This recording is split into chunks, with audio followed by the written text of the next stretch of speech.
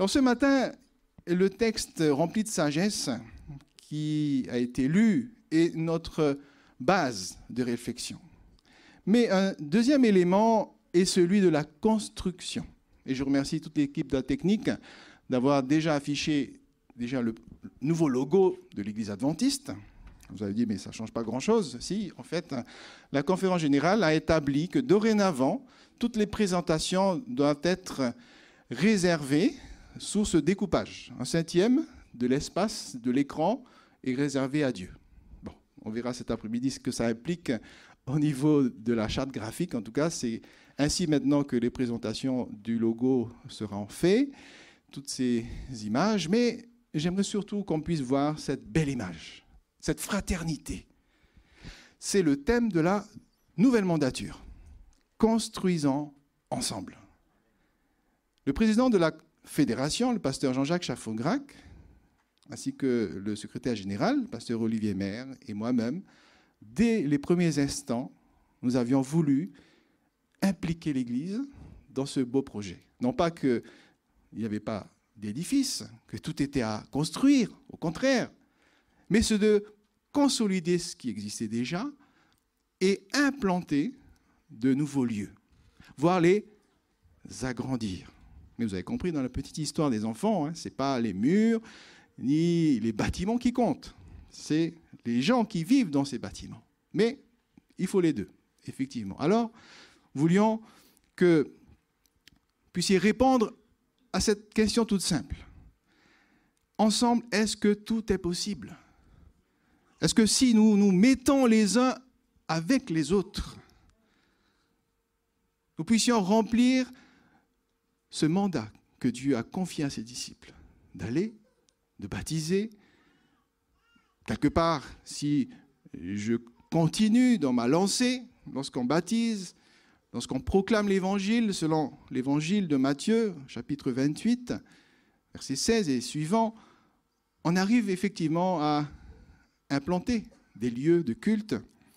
Alors oui, nous verrons tout à l'heure comment est-ce que cela peut être possible, mais regardons surtout comment nous avons vécu sur ce territoire toutes ces implantations, toutes ces constructions, et à combien nous en sommes aujourd'hui. Faisons un petit peu le total. Ça vous permet aussi de peut-être mieux connaître la fédération dans laquelle l'Église de Nantes se trouve aujourd'hui. Donc, comme vous savez, la France est coupée en deux. Nous avons donc 2 fédérations, et celle du Nord comporte un peu plus de 10 000 membres, plus d'une centaine de lieux de culte.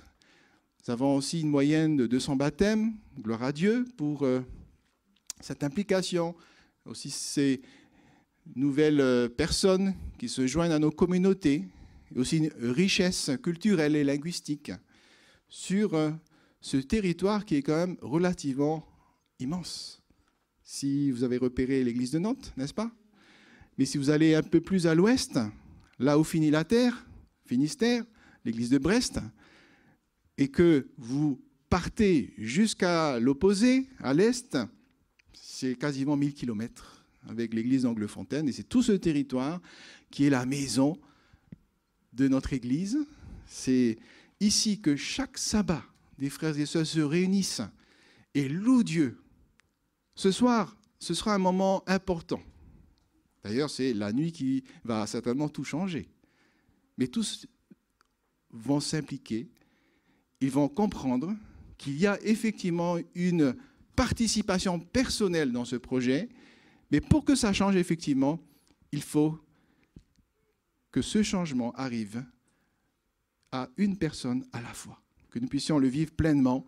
Alors, il est important quand même de souligner cette grande concentration au centre, Île-de-France, qui est statistiquement donc le lieu le plus représenté et aussi en tant que trésorier de la fédération, le lieu qui me donne le plus de soucis, d'engagement, de présence technique, administrative, avec les 7400 membres, 60 lieux de culte, si on prend vraiment toute la grande région parisienne, mais peu de propriétés. C'est quand même pas mal d'avoir une vingtaine de propriétés, de bâtiments, mais il nous manque 2000 places.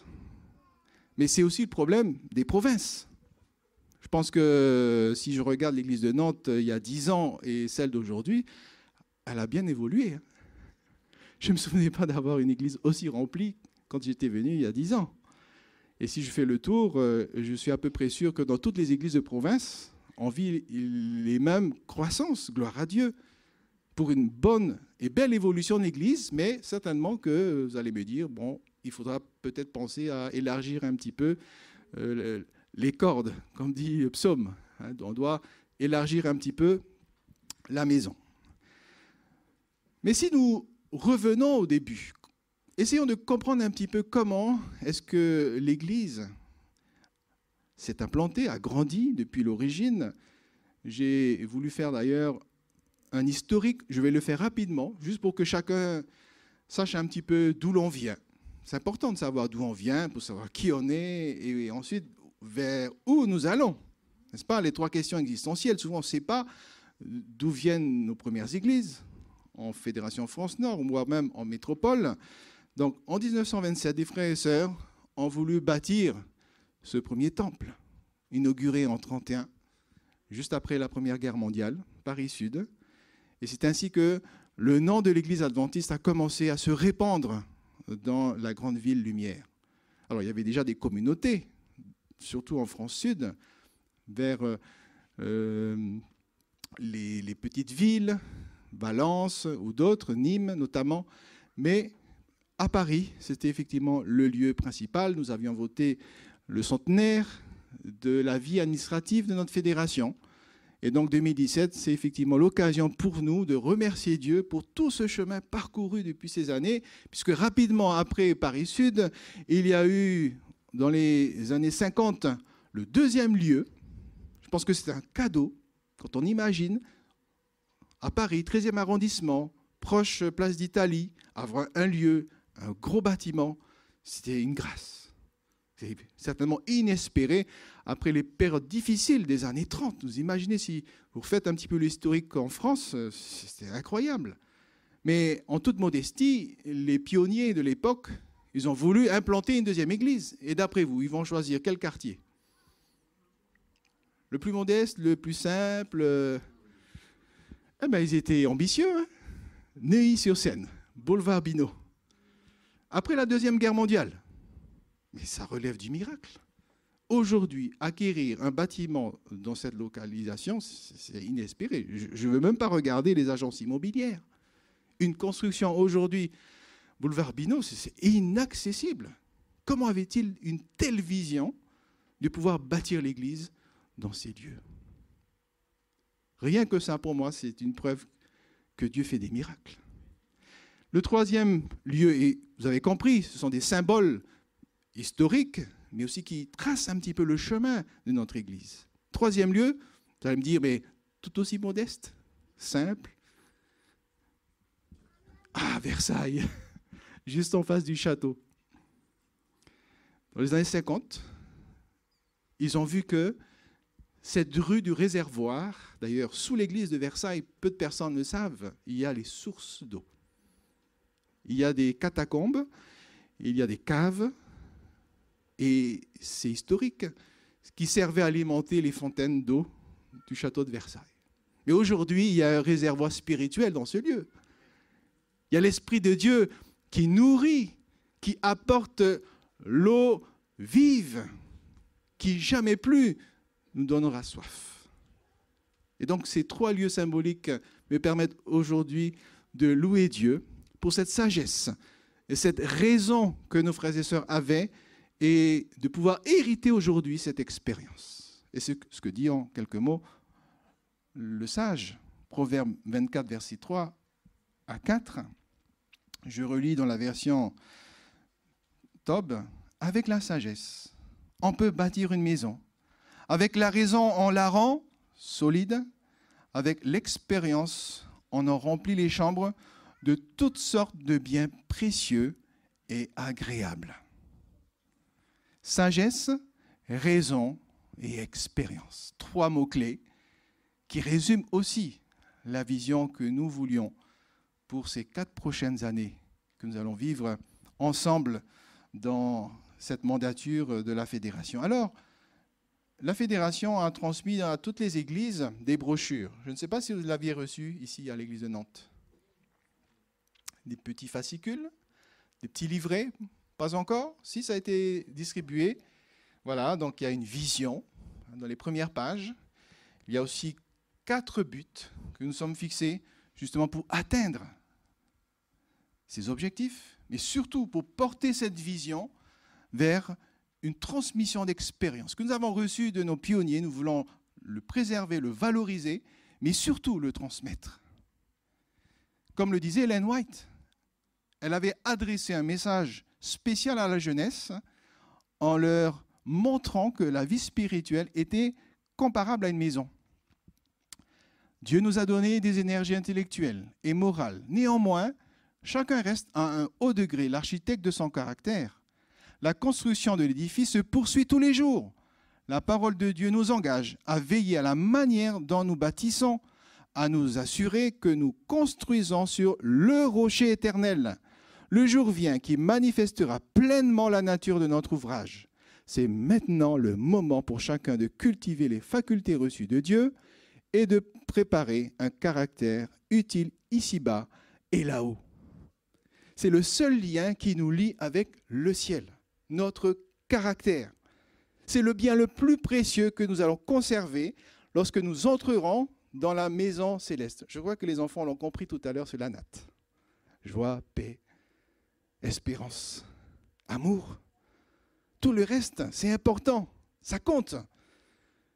Mais le jour viendra où nous irons, comme dit Ellen White, avec notre Père céleste qui nous a modelés, qui nous a permis de bâtir notre vie spirituelle sur la plus belle des architectures, qui est celle du rocher de l'Éternel, à savoir Jésus, qui est venu parmi nous. Et j'ai voulu donc, pour ces 4 prochaines années, vous proposer des objectifs que je vais juste lister maintenant, mais nous y reviendrons cet après-midi en détail, voir un petit peu les choses. Si le trésorier ou l'équipe aussi de l'Église, les responsables, le comité d'Église souhaitent aussi partager des impressions, je suis là aussi à votre disposition. Simplement vous dire que si vous comptez le nombre d'objectifs, il y en a donc toute une liste, il y a 2 pages, peut-être un des départements de la fédération qui en comporte le plus. Alors, vous avez compté la 2e page? Alors, ce ne sont pas les 10 commandements, mais les 10 commencements. Les 10 commencements d'objectifs à la gloire de Dieu.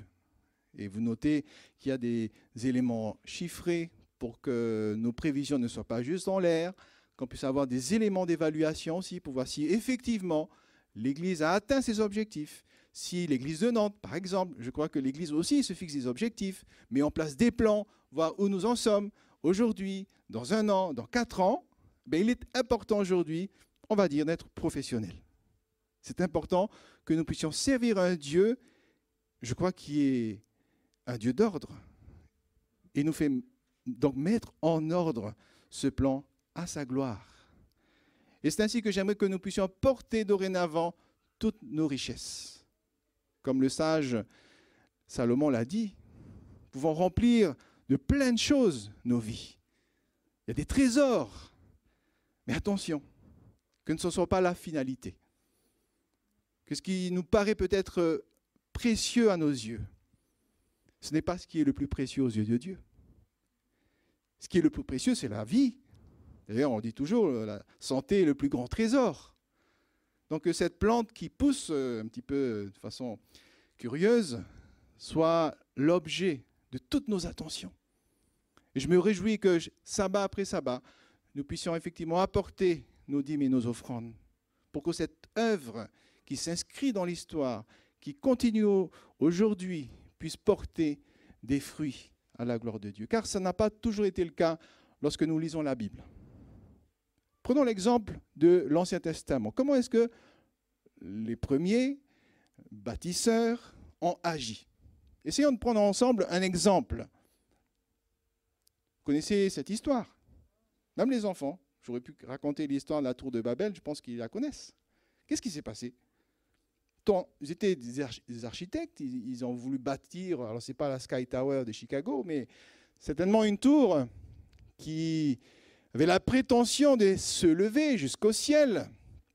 Et ici, je pointe quelque chose d'important, c'est, à mon avis, ce qui a été la cause de l'échec. Ils ont eu tout faux à ce moment-là. Ils se dirent l'un à l'autre, Genèse 11, verset 3, « Faisons donc des briques et cuisons-les au feu. La brique leur servit de pierre et le bitume leur servit de mortier. » En hébreu, il est dit « laben lebana ». C'est un verbe qui n'existe pas en français, « briquons des briques ». Autrement dit, c'est à ce moment-là que s'est révélé le bricoleur. Briquons des briques, autrement dit, ils ont voulu bricoler quelque chose. Ce n'est pas une construction remplie de sagesse, de raison, encore moins plein d'expérience. Ils avaient connu, c'était la génération donc après le déluge, une expérience extraordinaire.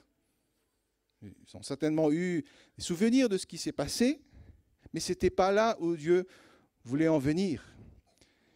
Ils ont mis leur cœur à l'ouvrage, mais à l'encontre des plans de Dieu. Ce n'était pas donc une construction que Dieu a validée. Le plan n'était pas validé non plus, car tout était bricolage. Et ainsi, au verset 7, l'Éternel répond à cet ouvrage. Il va accorder à ces plans une image, un mot qui restera à jamais gravé. C'est le label de ce grand bricolage qui a été la tour de Babel.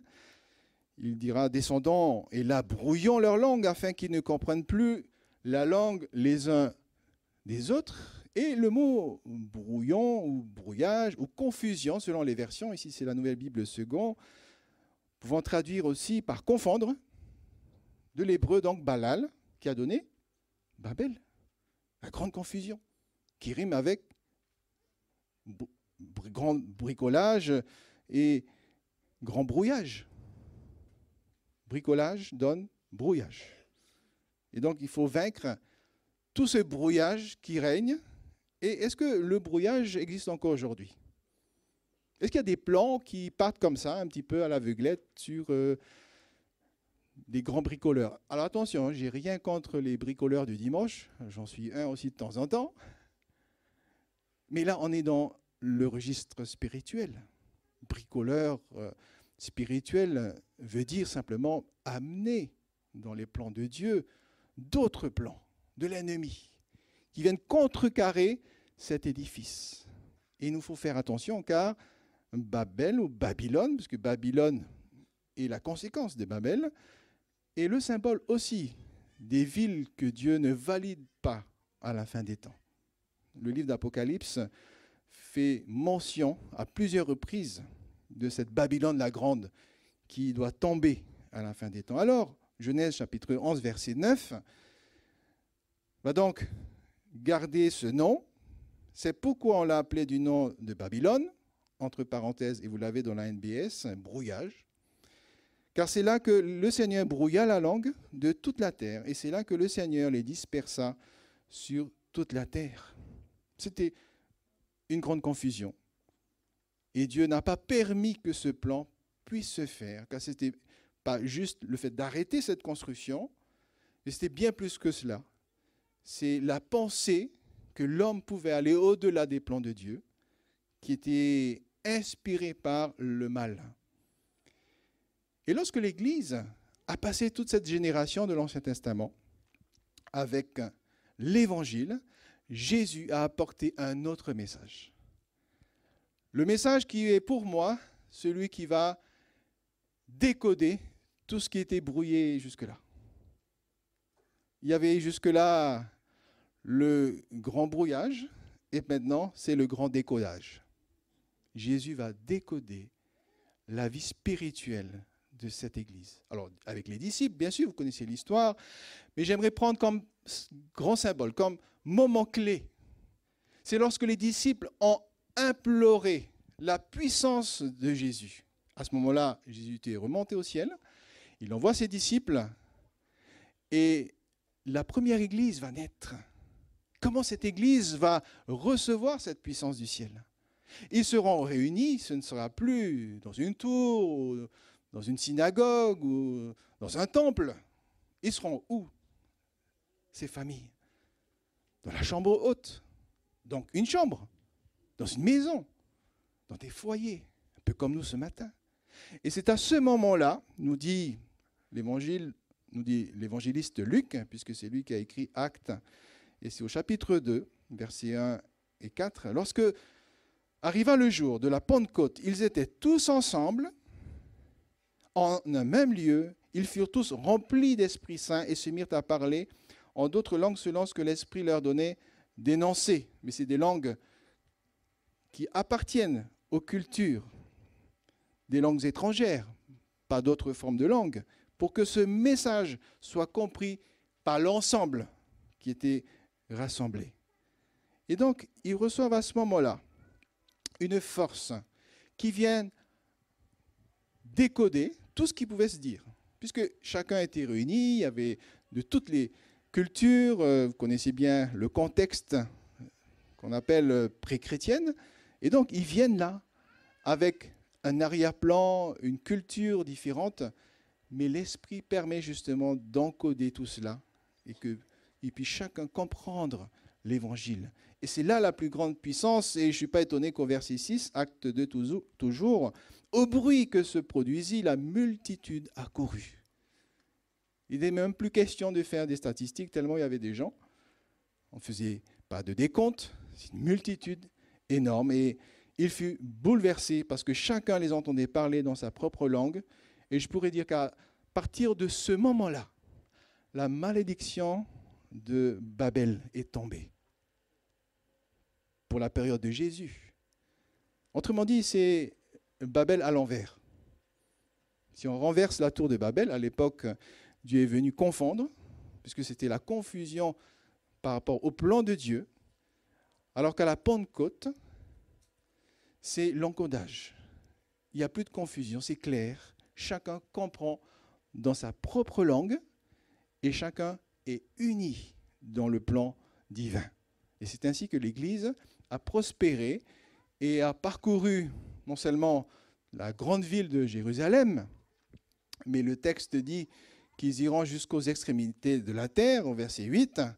Mais je note tout de même que Acte 2, verset 17, va porter un message jusqu'à notre époque. Dans les derniers jours, dit Dieu, je répandrai mon esprit sur tous. Vos fils et vos filles parleront en prophètes, vos jeunes gens auront des visions et vos vieillards auront des rêves. Et donc, toutes les générations qui ont suivi cette période des premiers chrétiens ont hérité de cette sagesse, de cette raison et aussi de cette expérience de pouvoir compter sur l'Esprit de Dieu à chaque instant pour bâtir des plans à sa gloire. Et je souhaite que nous puissions nous inscrire effectivement, si nous pouvons parler maintenant de l'Église adventiste, comment notre communauté, j'ai évoqué tout à l'heure l'historique pour la métropole, mais regardons un petit peu plus loin. Je pense que nos pionniers adventistes se sont pleinement inspirés aussi de cette puissance que l'Esprit donnait aux apôtres. Puisque dans Actes chapitre 1, verset 8, « Mais vous recevrez de la puissance quand l'Esprit Saint viendra sur vous, et vous serez mes témoins à Jérusalem, dans toute la Judée et en Samarie. » Et jusqu'où? Eh bien, jusqu'à Tahiti. Puisque là, vous voyez le premier bateau missionnaire de l'Église adventiste, 1890. C'était à l'époque inimaginable pour des missionnaires américains de quitter les États-Unis. Je ne sais pas si vous avez vu le film Dites-le au monde, c'était un grand débat de savoir est-ce qu'on pouvait quitter le sol américain pour partager l'évangile et le message adventiste ailleurs. Et ils l'ont fait, mais là aussi c'était très modeste, hein, un voilier. C'est incroyable. Mais de là, ils sont partis, ils sont arrivés dans le Pacifique et ils ont baptisé ce bateau le Pitcairn. C'est une autre histoire qui s'est passée au XVIIe siècle avec les révoltés d'un bateau avec le royaume d'Angleterre. Voilà. Et il se trouve que les descendants anglais qui ont quitté ce navire ont investi une île et quelque temps après, ils ont découvert des vérités d'eux-mêmes dans la Bible, dans le sabbat. C'est une histoire extraordinaire. Et donc les pionniers adventistes ont gardé cette expérience. Les gens qui ont découvert le message adventiste par eux-mêmes. Le jour où on a su qu'il y avait une église à Pitcairn, en tout cas toute l'île était adventiste à l'époque, c'était assez incroyable, puisque personne n'est venu les voir. Ils ont découvert par eux-mêmes. Je pense que l'Esprit de Dieu s'est révélé à eux, surtout. Et donc ces missionnaires adventistes, en 1890, partent à bord de ce voilier, et c'est ainsi que, petit à petit, le message a été partagé. Je pense qu'aujourd'hui, on n'a pas conscience. Aujourd'hui, l'ère numérique est extraordinaire, mais à l'époque, on est tout autre, donc de façon très modeste. Et en 1876, donc quelque temps avant, il y avait effectivement le premier missionnaire. Je fais une petite marche en arrière pour vous parler aussi de ce que nous avons en Europe. Ça, c'était déjà l'œuvre missionnaire qui se met en place. Mais quelque temps avant, il y avait déjà Andrews qui vient en Europe. C'était le premier missionnaire. Tout à l'heure, on a vu le premier bateau qui part au-delà donc, de l'Europe, au-delà des mers. Mais là, nous en sommes ici, avec même un côté symbolique. C'est le premier instrument de musique en Europe. Un petit orgue. Aujourd'hui, on a un piano, on a un clavier, on a des instrumentistes, on est équipés. Hein. Mais voilà, à l'époque, les louanges se faisaient à pied. Oui, vous avez bien entendu, à pied. Pourquoi à pied? Parce qu'il n'y avait pas d'électricité, c'était très sommaire. Hein. Donc il fallait pédaler et faire marcher l'harmonium.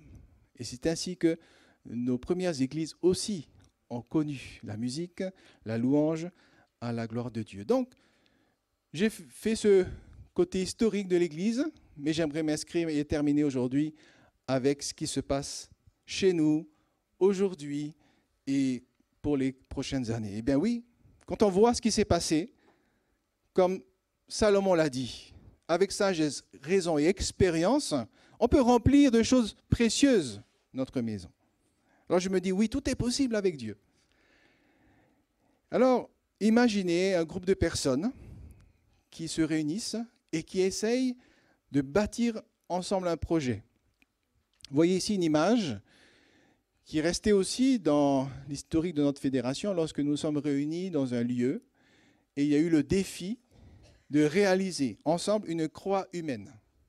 Je ne sais pas si vous avez vu cette croix, comment est-ce que des centaines de personnes peuvent, voilà, avec un projet, de façon un peu ludique, réaliser cette croix. Je ne sais pas si quelques-uns étaient à cet endroit, à Richelieu, pendant le grand rassemblement spirituel d'été. Ce qui me permet de faire une petite parenthèse, nous aurons en 2018, à la deuxième quinzaine du mois d'août, au même lieu, le même événement, le camp meeting, comme on l'appelait à l'époque. Donc je vous inviterai à vivre cette expérience, en tout cas de le noter dans votre agenda, si vous souhaitez partager avec nous ces moments, et de voir comment est-ce qu'il est possible d'unir nos forces. C'était une expérience riche, intéressante, dont nous verrons tout de suite après quelques images. Et j'aimerais terminer avec cette image, justement.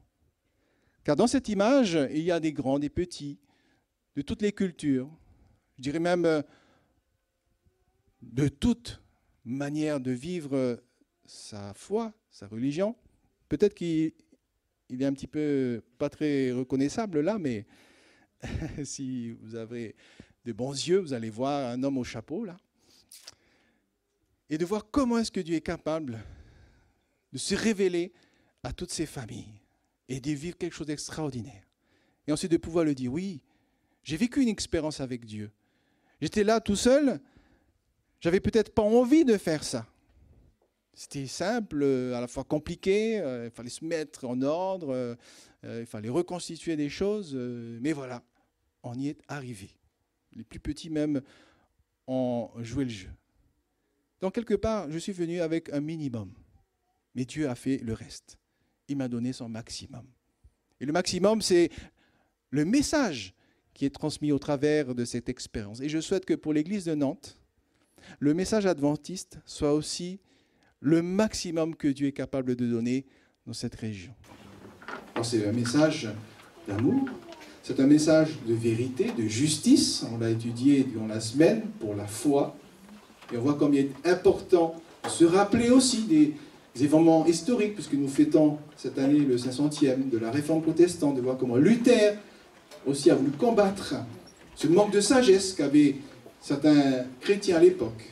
Donc aujourd'hui, il nous faut nous inscrire dans cette vision de pouvoir porter ce message pour au moins ces trois choses que j'ai évoquées, mais nous verrons cet après-midi aussi comment est-ce que Dieu peut nous restaurer, il peut nous dynamiser, nous impliquer et implanter des nouveaux lieux de culte. Bien que le Seigneur vous bénisse et qu'il nous accorde un sabbat de grâce, de paix et aussi de joie.